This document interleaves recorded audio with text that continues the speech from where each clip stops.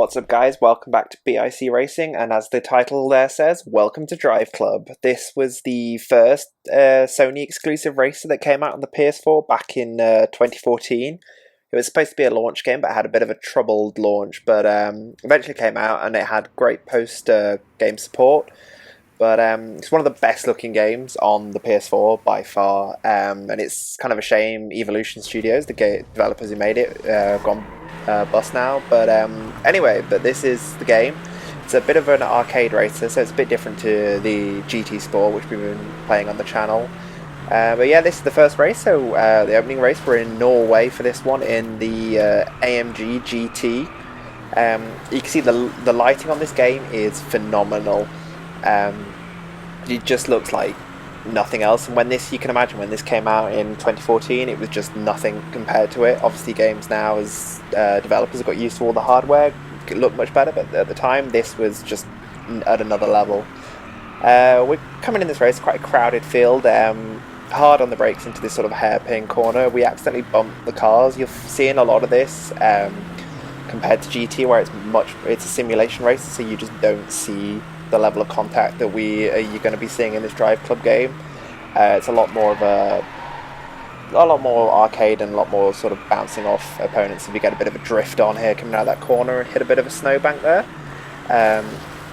but it's great fun, this game. It's one I'd definitely recommend, as we get overtaken again by the Spiker, which is not a car you see often in racing games. He gets a bit our inside, but we get the power down a bit better than he does, and as we climb up to the top of the hill towards the end of this first lap, you probably see just above the mini-map there's the 3 stars, which is sort of part of Driveclub's unique offering here. So each race you get set 3 sort of like mini missions to do within the race. So in this one we got to aim for a top 3 finish, complete the cornering face-off, which we did, and then we've also got to beat a target time for our 2 laps. And you can see also you get night to day races with like speeded up transitions, and also weather changes, as you can see the rain starting to come through in this race. We're going to just jump into the cockpit cam, back into that, so you can just see the rain physics in this game, which are still unbeaten in any other racing game, as it's full physics based rain. As you can see the wiper blades like moving the individual droplets over, and then they also move with the car. It just looks incredible. As you get a bit of a drift on, which you can see working the wheel quite hard there. 1.7 seconds ahead. We're doing pretty well at keeping them at distance in this opening race. We're going to stick in the cockpit view for now. It's great fun in this game, and they did release Driveclub VR once PlayStation VR came out, which obviously is best played in the cockpit mode. It's another one. It's one of the best VR races because it's a full game, unlike GT Sport, which just has a VR mode. You can see in the cockpit mode you have to actually use your mirrors in the game. You can't look behind you like we do in GT Sport sometimes. And you can just see getting a real drift on going up the hill here. It's great fun, this one. You can actually really get some good drifts going, as we are coming up towards the start-finish line here, and we're well ahead on our target time of 3 minutes 40, and we get a clean sector. See the points at the top we get for every clean lap, clean sectors, and then good overtakes. We get points, and those points help us unlock cars. You can see we got 3 stars in that first race, and it's get us up to level 2 and driver level 2, and your driver level helps you unlock cars, as we'd unlock the Beetle. So this is the main menu. You see you get loads of different races and championships, all working up towards the Legend Trophy at the very end, which we need 166 stars for. But for now we're going to jump into the first race here in India. So again, we've got a aim of three stars, and it's a sports car, so we're going to choose our only option here, which is the Mercedes A-Class. See different sort of liveries here, but we're just going to keep with the factory one for now. We get this great animation of getting into the car here, so everything is fully modelled in this game, and all the models look great. Yeah, we're just loading up into this first race now, and you can see this landscape here. The game just looks amazing. All of these locations are fictional tracks and everything, unlike GT Sport, but it's all just great fun. As the start of, we go head off at the start of this race, coming up towards the first corner here, where there's no braking markers, unlike GT Sport. We've got the inside of a few cars carrying much more speed than they are. As we progress through the game, the championships do progressively get harder, but at the moment we're just in the rookie championship, so like with GT Sport we found it quite easy. We carry a bit too much speed into that corner there, going wide, allowing the Audi A5 to get through again, but we're just going to stick in his slipstream, shape to go up the inside, carry too much speed, and we look to go around his outside here, on the power, rubbing bodywork there, but it's not too bad, and you see we get drafting points coming up behind the other Mercedes. We just hit the brakes and let him get through, but we just hang it around his outside, and then yeah, that's a nice easy overtake here. But unlike in GT Sport, where now we would probably cut it on to the next race, you can see with Driveclub you've still got the added interest of the extra 3 stars we're aiming for, so we're actually going to actually go off circuit there, so we've always got those to keep us entertained. So here we come up to the cornering face-off, where you just have to keep as tight as possible to this blue line, and you get points based on how close you are to it and how much speed you're carrying, so you can't just crawl through those sections. You see we beat the target and we get that star. There are 3 types of them. You get the cornering face-off like this one, then you also get drift face-offs, where you have to get a certain drift score within a certain section of corners, and then also average speed ones. As you see, we carry way too much speed coming into the first corner and go off track and bounce off the tyre wall there, but it's we're far enough ahead that it's not too much of a problem. So what I was saying, oh yeah, the average speed is the other one, where again they set you a target time. That's target speed you have to do within that section of track, which is they're always a good challenge. When the game originally launched, the idea was that you would race against other Driveclub players, but unfortunately those servers have been shut down now, so you're just racing against the computer set time. But you used to get loads of other players, which were obviously a bit more of a challenge, and then each on these laps you would get progressively harder each time, so it would be 1,000 points, and the next time it would be 1,500, and so on. This is great fun. But we're coming up towards the end of this race now. This is a good little circuit we've got here. It's got this section we're coming up to now. We have this long sweeping right-hander that then kicks back left, heading towards a little chicane corner here. It's great fun. So you go through the right, map the curve a little bit. We get a little bit of time on 2 wheels, and then through this little chicane here. And then we've got another long right-hander onto the start-finish straight here, and that's the end of this first race. So we successfully get the 3 stars we're aiming for. Yeah, great win. We're still getting used to the handling here, so you can carry a lot more speed through the corners than in GT, being an arcade racer, but we're still got to learn that balance between carrying too much speed like we did in a couple of those corners as we unlocked the Audi A1, which we're heading on to this next race it's called the Mountain Dash. It's set in Chile, so we're actually going to give that Audi a go in this race. But you can see we're just having a look at the other hot hatches available, but unfortunately we won't be able to race in that Renault Megane, as you have to. It's a DLC car, but again, since the servers have been shut down, Sony's removed all of the DLC from the PlayStation Store. Bit annoying, but so it means we've lost out on a lot of extra championships that came with the DLC and a few cars. It's just unfortunate as a result of the game now being no longer supported by Sony. But anyways, we start the Mountain Dash race around this observatory location in Chile. You can see the lighting in this game is just phenomenal. To get those god rays. But we start this race coming in towards the first corner now.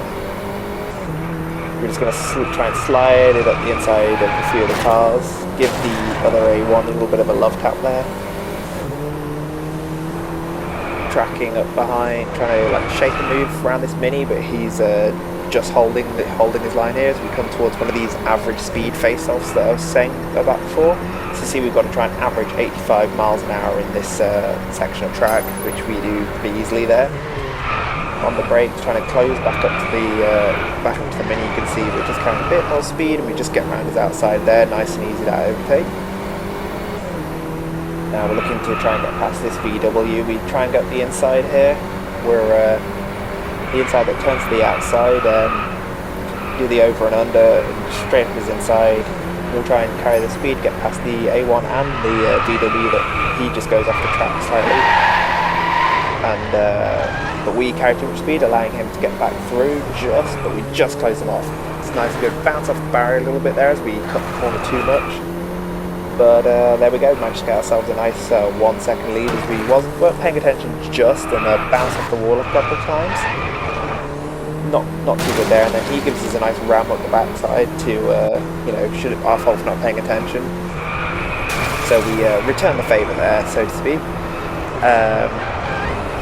But you can see we're just trying to find our way past him, but you can also see the day-night transition as the track's starting to get darker as we head towards nighttime, which is one of my favourite features in this game, along with the dynamic weather. The dynamic weather wasn't available at launch, but came shortly afterwards. It was a really nice feature. You can see as you go into this third lap, the track darkens really quickly, so it becomes a bit of a night race. This is something that'd be great to be added to other races. It just really makes the racing a bit more interesting as we're climbing up towards the top of the hill in this sort of figure 8 circuit. This is the car, just like flick it back to the right as we come towards the hairpin here. He's going to on the brakes, little dab, and you can see we're just trying to get the car to turn in. We were carrying too much speed there. You can see the lights of the cars behind us.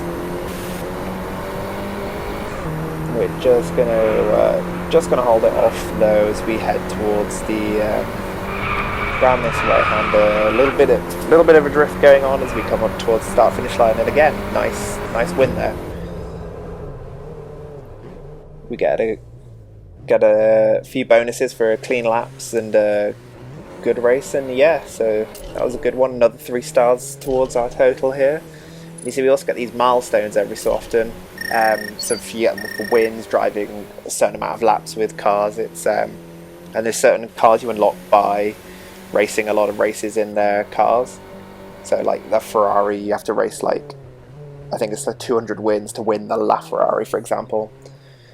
But anyway, we're just going to jump ahead now to the last race we're going to be doing in today's episode, which is actually as we unlock the BMW M2 there, but we're going to finish this Cayush Trials here. It's another hot hash race, but this one's actually set in Canada. It's set out west though, so it's out in BC. As we're going to choose, since we're in Canada, we might as well go full BIC, and we're going to race in the Mini. Technically German now, but we're going to race in British Racing Green because, of course. This track, as I was saying, is set out in BC, so it's out west. So you see so we just get, and you can see the mountains already. It's stunning track. There's some great tracks in Canada in this game, all set out in BC with some street racing in Vancouver as well, which we'll see later. But this one's a time trial. So out as we go, so you can see we get 3 stars based on our time.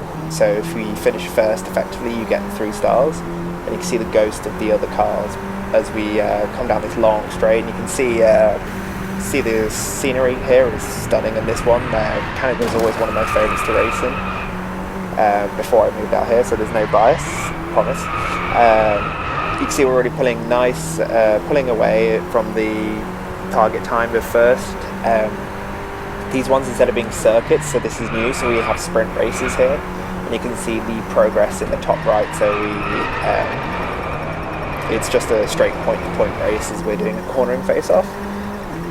So with these, when you have the face-off, you don't have to beat that time again, because obviously it's just not a lap. As we come to about 30% of this track so far, as we're coming down the mountainside at the moment, and we'll be heading towards the farms at the bottom of the mountain. You can see the scenery is just, like I said, it's just at another level. We come to a couple of tricky hairpin corners here. We get hard on the brake, carrying a little bit too much speed, so we don't get the best corner exit, but we're still comfortably ahead of the first place time, or Ghost rather. Coming down towards another hairpin here. We come towards a drift trial here. So you can see you can see his bit of task mode, we're just trying to get the back end to flick out, and we just get a couple of points, which is just enough for us to get to win, so to speak, the drift trial. We're coming towards the bottom of the mountain now as we're coming out towards the flats, as we get a nice right-hander here. Take to the gravel a little bit to just cut the corner slightly, and it just helps us get a better exit. You can see the car's a bit unsettled through the bumps in the road here, but we're not too bad as we're coming towards hard on the brakes into this left-hander over the river here. And then keeping on power through the average speed face-off zone. We're just now coming up towards this long straight here. This leads to a hard right-hander in a second. And we're just at the bottom of this valley here. And then on the brakes, nice and hard. Take to the gravel a little bit to help the car rotate, and then on the power, and we're going to be full throttle all the way to the line here now as we're racing just by these fields. 100 miles an hour, going up towards 5th gear now. And you can see we're pulling like far and away above first. We're doing really well. 97%, you can see the line, and we do it in 3 minutes flat. So 5 seconds ahead of first place, and we get a load of bonus points there. But that's it for this episode. We're going to leave it there this time, and we're going to do a few more trials in the next race. But until then, check out some of the other series we're running on GT Sport. We've got some great races in that as well. But until then, next time, we'll see you soon.